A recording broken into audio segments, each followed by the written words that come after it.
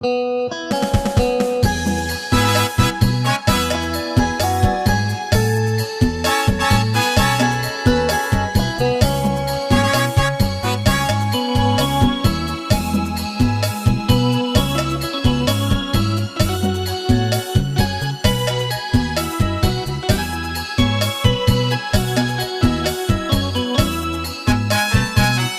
้นสอนวิสา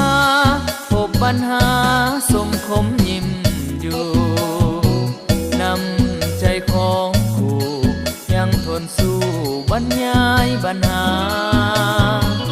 คู่บ่ต้อยต่ำบ่เสื่องอ้ำความหู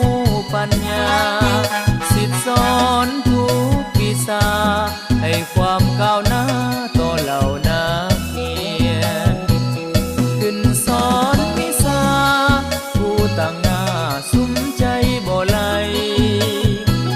ยิ้มแย้มแจ่มใสสุดห่วงใยต่อเหล่านักเรียนทั้งเขียนทั้งอ่าน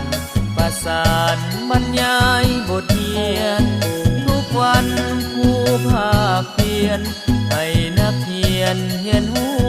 ตามน้ำใจครูน้ำใจครูวปกครูว่าเคยย่อท้อ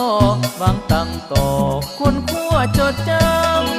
ำครูสอนส่องแสงเพื่องมุ่งแจ้งหายความมืดดำมีน้ำใจน้ำคำสมหลานคู่คำของสาลาวเฮาขึ้นสอนวิสาเหตุหน้าที่มีเกียรติสูงส่งยืนยันมั่นคง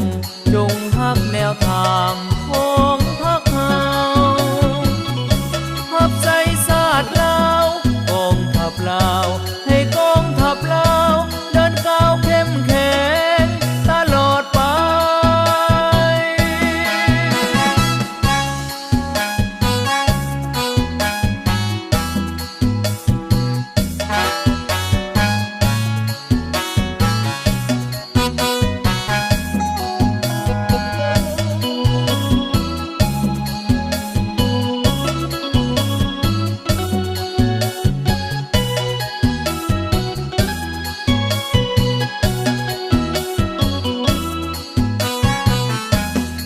น้ำใจครู